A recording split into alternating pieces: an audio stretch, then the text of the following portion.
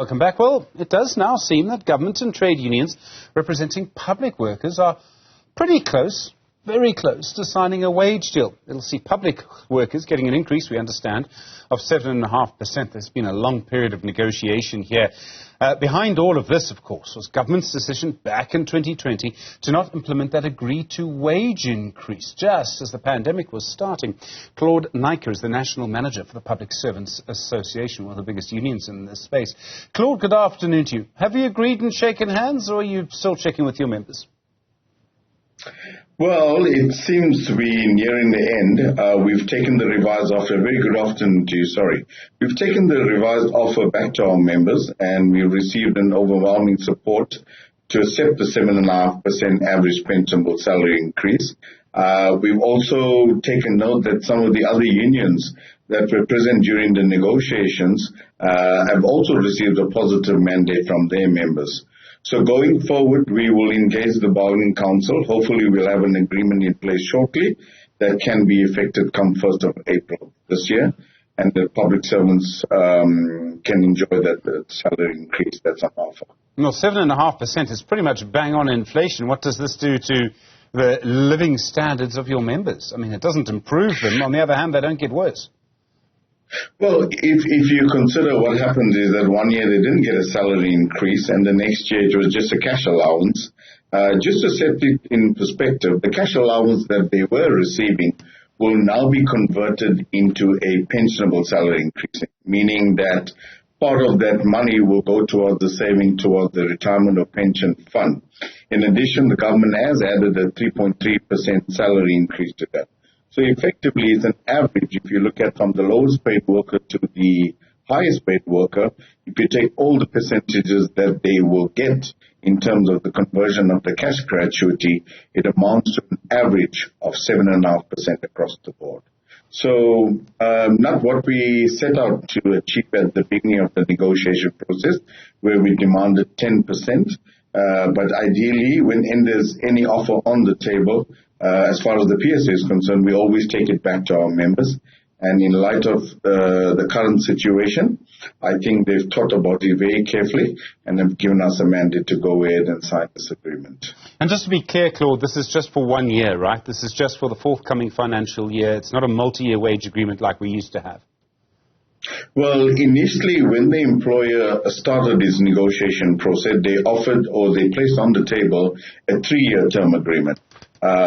We managed to negotiate successfully a 2-year agreement, taking into account our past experience as to what happened when we do enter into a multi-term agreement.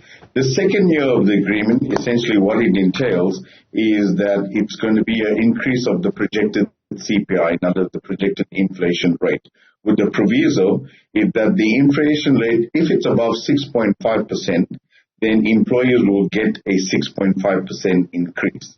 If the inflation rate is below 4.5%, then the employees will get a 4.5% salary increase. Any inflation projected in between those two figures, assuming that the inflation rate is 5.5, then the employees will get a 5.5% salary increase. So essentially next year it will be based on the inflation with those two provisos or capping, if you want to call it, between 6.5% and 4.5%. Claude, look, I mean, negotiations are negotiations. Your negotiators, you and your union, and the negotiators on the other side, you all know each other pretty well. I'm not going to say that you go out for drinks afterwards. I don't think you do, but you kind of know each other pretty well. What's the atmosphere been like, particularly after what happened in 2020? I mean, you know, and there was the Labour appeal call. People were very upset. What's the atmosphere been like? It was very acrimonious, and I think when we started with negotiations in 2022, bearing what happened in the previous years itself, nobody trusted everybody. I think the relationship was so bad that everything that was said needed to be put in writing, needed to be re-emphasized. Do you have a mandate from the ministers? Do you have a commitment from Treasury? So that was the actual trend during negotiations. But I think the employer has taken the lead in this respect, where they've come up with the offer, not traditionally the way we do things, where we present our demands, the employer goes and do a costing exercise and come back. On this occasion, very upfront, before we can even place our demands, the employer came up with their proposals, and indicated this is what we have on offer on the table. And I think stemming from that, if we continue in that vein, we could see negotiations in future being concluded in a much more faster pace than what it traditionally used to be. But I think it doesn't benefit anybody, especially our members, if we drag on negotiations and then when you do get a back pay or a settlement, you hit with such a tax amount that you don't actually see any real increases in your pay packet. So it's a good start for this year. Hopefully, in the coming years, that we can try and conclude the negotiations as quickly as possible, and that the relationship between us and the employer improves on a year-to-year basis. Claude, you say proposals, I say demands. What's the difference between friends, eh? I don't want to ask, if you don't mind, there's another story which involves your members, which I think has been working its way strangely through the court. And this involves the money, I think it was 4.6 billion rand, if I have the number right, the Public Investment Corporation, which invests your workers' pension money on your workers' behalf. It invested 4.6 billion rand in IO. This is Dr. Iqbal Survey's company.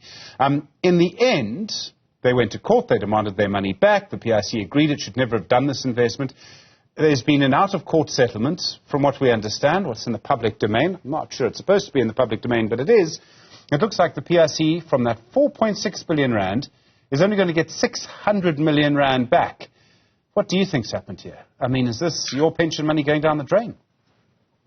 Out-of-court settlements is not something that's uncommon, be it in labor litigation, whether it's civil cases and what have you.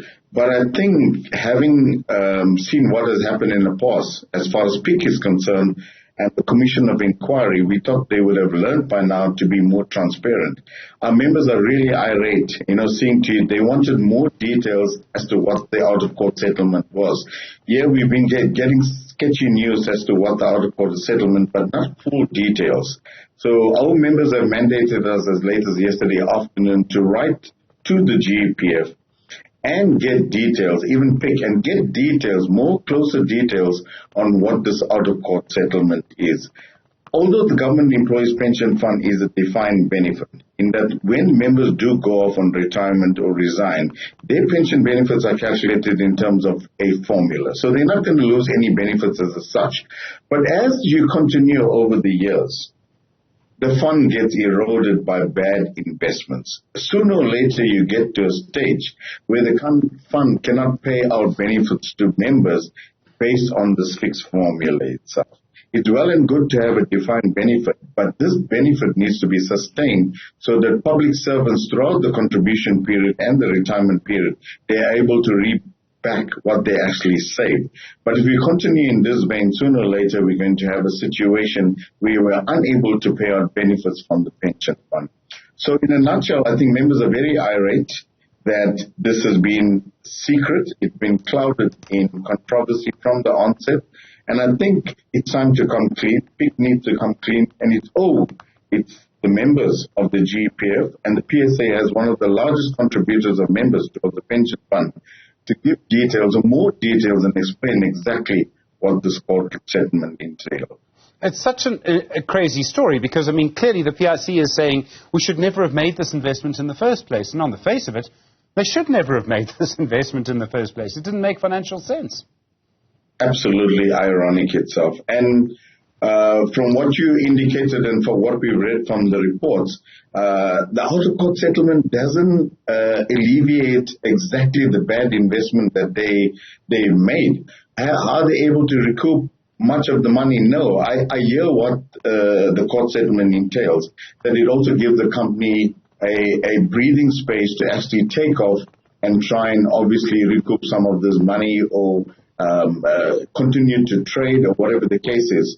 But at the end of the day, the amount of money that is lost and the amount of money that you're actually going to recoup from the court settlement is absolutely ridiculous. And our members are absolutely fuming as to little details that they have as to what the court settlement entails. Claude Naicker, thanks very much indeed. General Manager, Public Servants Association, really appreciate the time.